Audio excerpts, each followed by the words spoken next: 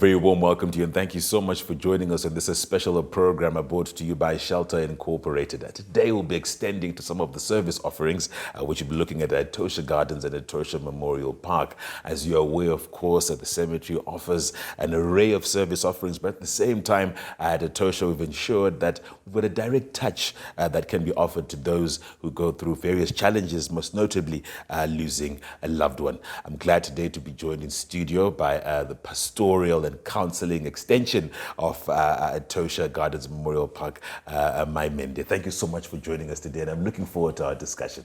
Thank you, Farai. I'm happy to be here. Yeah. Maybe we could start off with the benefits, rather, of someone actually seeking professional help when it comes to dealing with bereavement. You know, when someone takes to losing somebody, or when they lose somebody, it's a fracture. It's like a fracture or a dent. Right. And like with any fracture, you can't help yourself.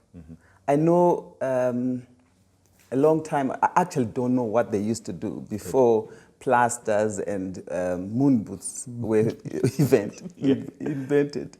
But you are fractured emotionally. So you actually need professional help to help you navigate through that process. You need somebody to hold your hand. So this is where counseling comes in, because sometimes it can be so heavy. The emotional strain is so heavy, you just need somebody to hold your hand. So it's important to seek that extra hand, just like you will take your car that's dented to a panel beater.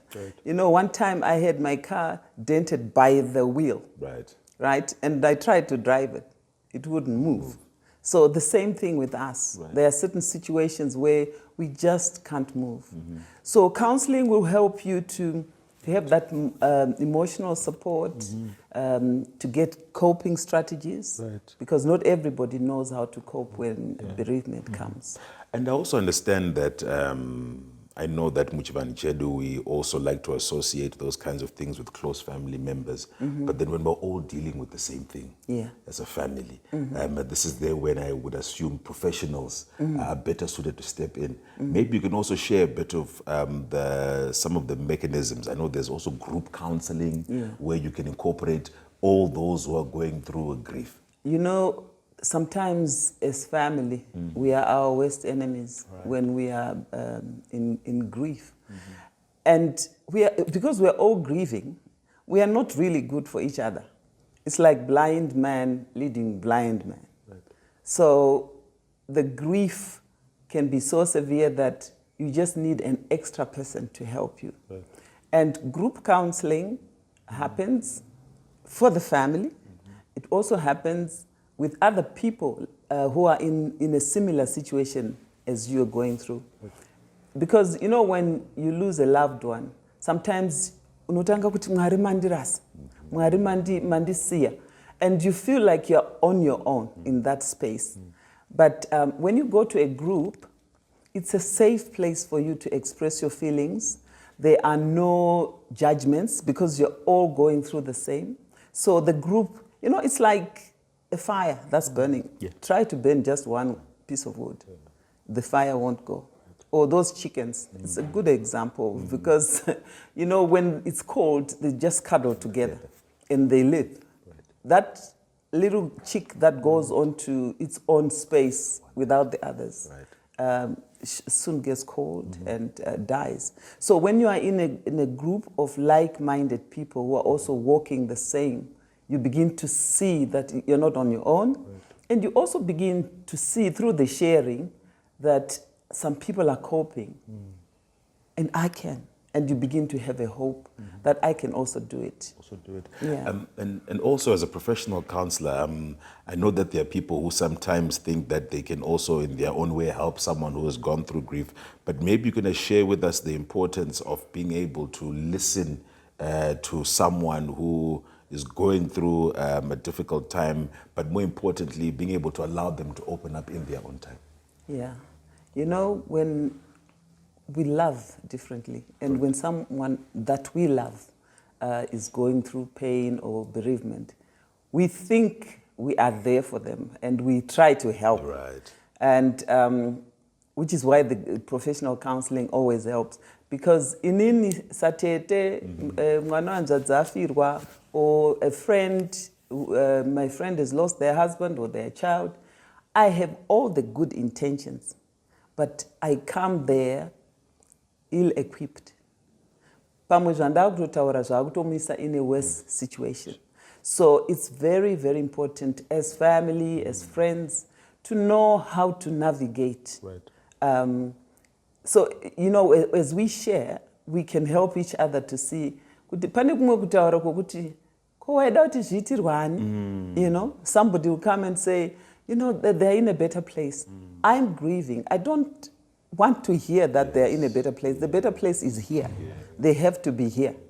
And someone will say, you know, it's normal. It's inevitable. Death is inevitable.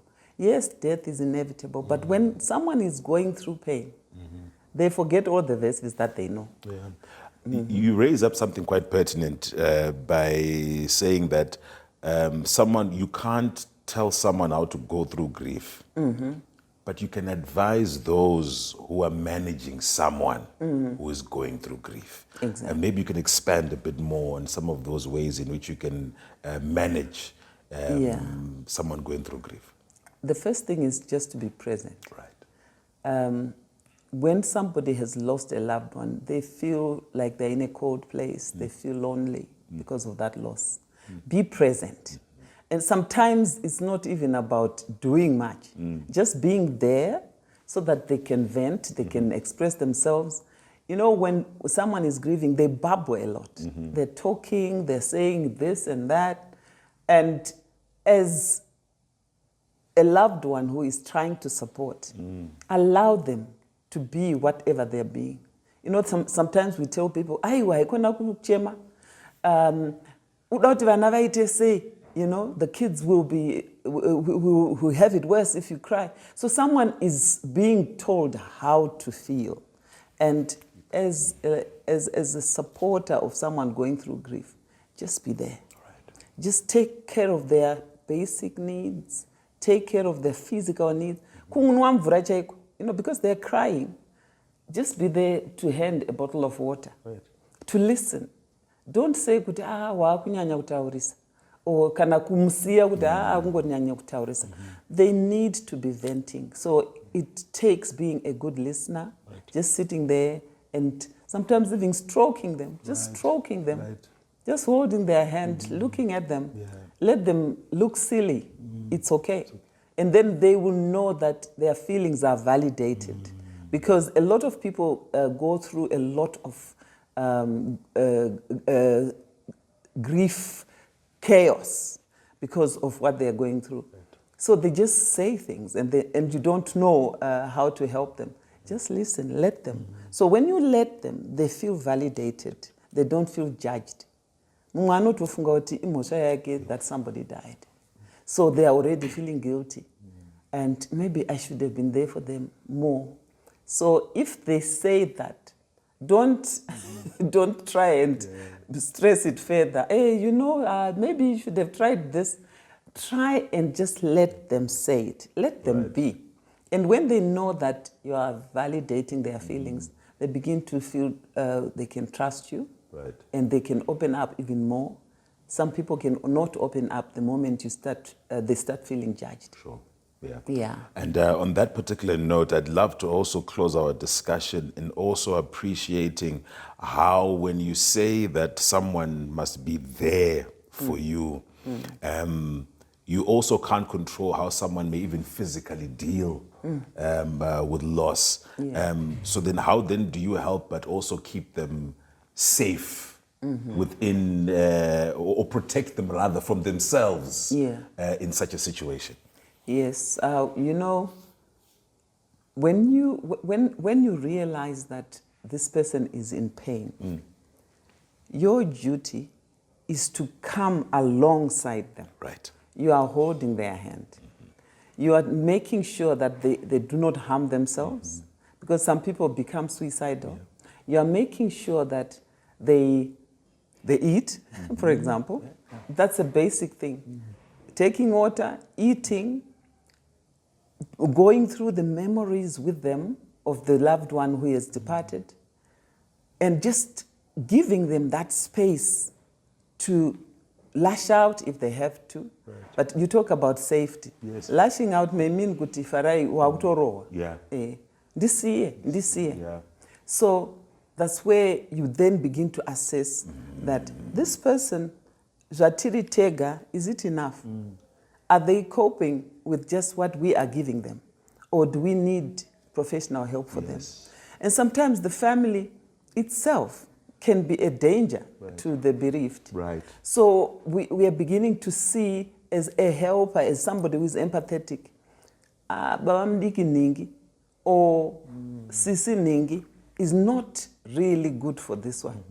Let me help them. Let me come through and maybe even talk to the person that you see is doing things amiss, so that they are aligned into supporting the bereaved. Right. Yeah. I'm looking forward to carrying on with our discussion. When we come back, I'll be appreciating family dynamics. Yes. And how also as a counselor, you also manage to address some of the family dynamics that commonly come up with bereavement and grief. Yes. Thank you, Farai. All right. I will, of course, appreciate you sending in your questions, comments, and your contributions on our social media platforms. We always appreciate hearing from you. That's it for now. Pleasant viewing.